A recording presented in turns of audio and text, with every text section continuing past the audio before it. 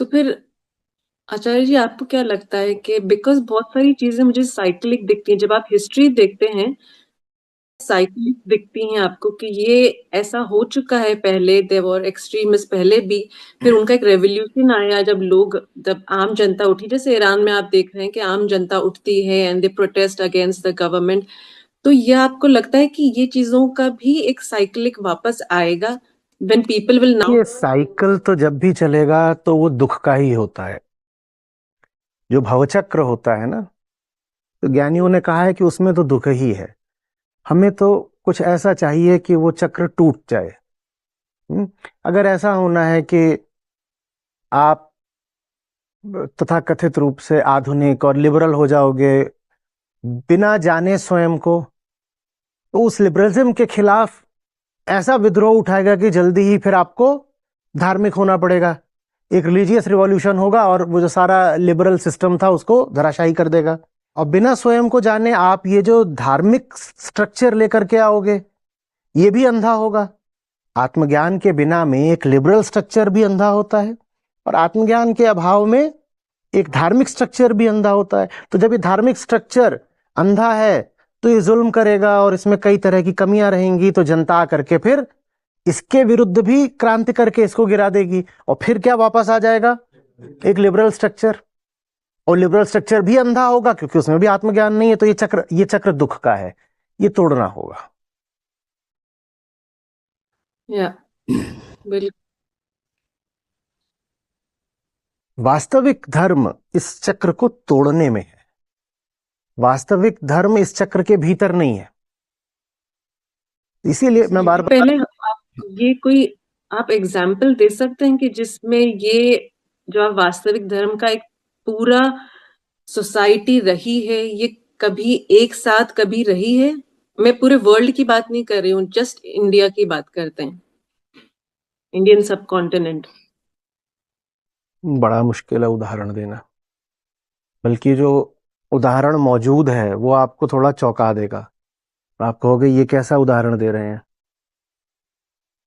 क्योंकि वो उदाहरण बिल्कुल काउंटर इंट्यूटिव है। चाइना, कैसे?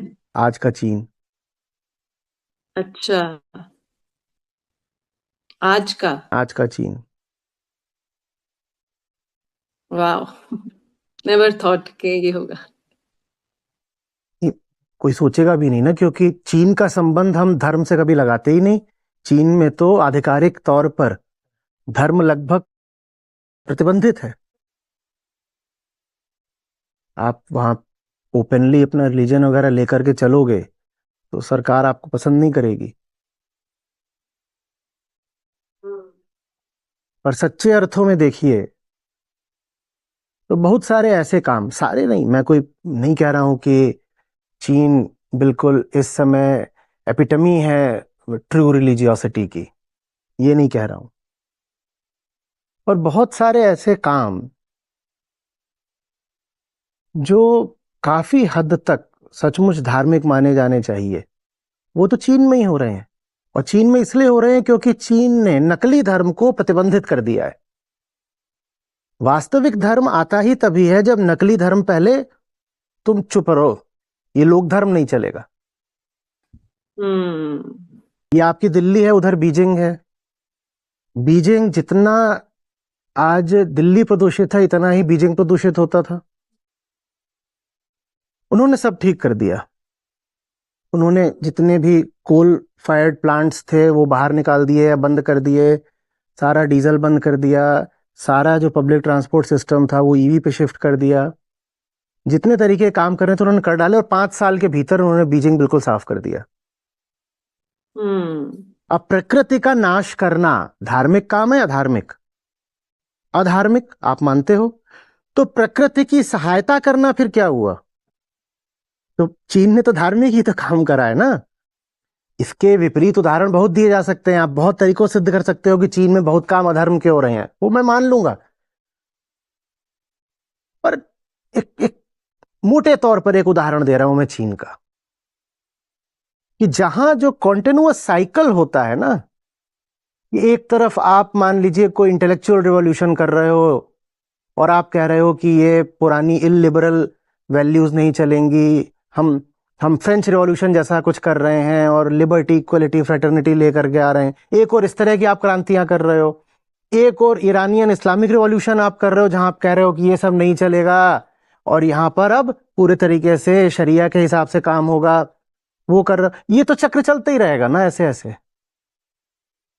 चीन में थोड़ी सी आहट आ रही है कि ये चक्र तोड़ दिया गया है, हालांकि जिन्होंने तोड़ा है कोई ज्ञानी वगैरह नहीं है। बहुत हद तक संयोग की बात हो सकती है कि वहां ये चक्र टूटा है, पर टूटा तो है। और यही कारण है कि वो सिर्फ आर्थिक सामरिक दृष्टि से आगे नहीं बढ़ रहे हैं। बहुत सारे ऐसे काम जो सचमुच धरती को बचाने वाले हैं, पिछले 5-7 सालों में हम देख रहे हैं कि चीन उनमें भी अग्रणी है। नदियां चीन अपनी साफ कर ले रहा है। क्लाइमेट गोल्स में चीन बहुत आगे नहीं है, पर दुनिया के बाकी देशों से तो बेहतर है थोड़ा। बहुत और मामले हैं जिनमें चीन गड़बड़ है। उदाहरण के लिए मांस का जो कंजम्पशन है वो चीन में बढ़ता ही जा रहा है। हम नहीं कह रहे हैं कि चीन एक आदर्श राष्ट्र है, बट लोगों की सफरिंग कम है बनिस्बत बाकी सब देशों के लोगों की लोगों सफरिंग भी कम है और लोगों को नालायकी में पढ़ने नहीं दिया जाता। उदाहरण के लिए छोटे बच्चों को जो वहां शिक्षा दी जा रही है उसमें जो कुछ मूल्य उनको दिए जाते हैं वो बहुत अच्छे मूल्य हैं। आप उनको लगभग धार्मिक मूल्य कह सकते हो। हम्म? किस तरीके से अगर काम सही है और आपको आपके शिक्षक ने दे दिया है तो आपको उस पर घंटों तक ध्यानस्थ रहना है। चीन की शिक्षा में ये बड़ा एक केंद्रीय मूल्य है। कहाँ है?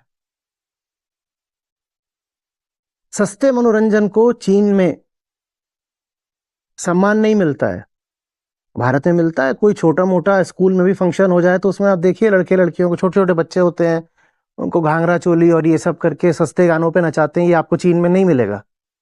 अब ये करना अधार्मिक है ना, छोटे बच्चों को इस तरह नचाना अधार्मिक है ना। और अगर ये अधार्मिक है तो चीन जो कर रहा है वो क्या हुआ फिर? कम से कम थोड़ा बहुत तो धार्मिक हुआ।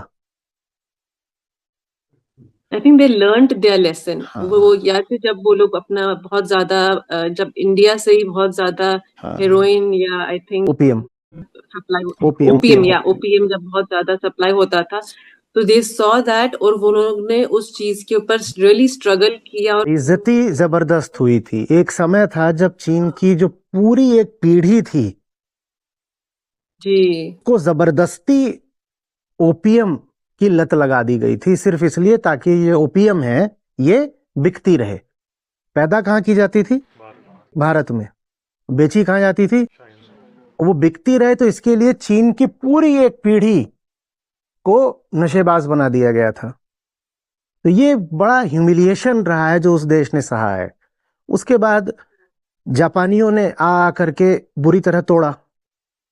हमें तो बस जो द्वितीय विश्व युद्ध है वो हम उसकी बात कर लेते हैं, वो रेप मैसेकर ऑफ नानकिन और ये सब।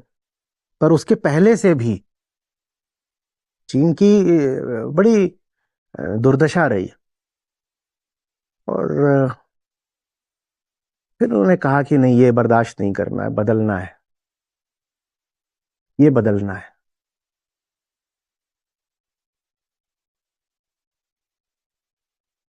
भारत में वो गरिमा क्यों नहीं आ पा रही कि भारत कहे कि हमें ये सब बदल देना है एक झटके में? क्योंकि चीन में जो बदलाव आया है ना, मनुष्य के पूरे इतिहास में इतनी जल्दी कोई एक राष्ट्र नहीं बदला है।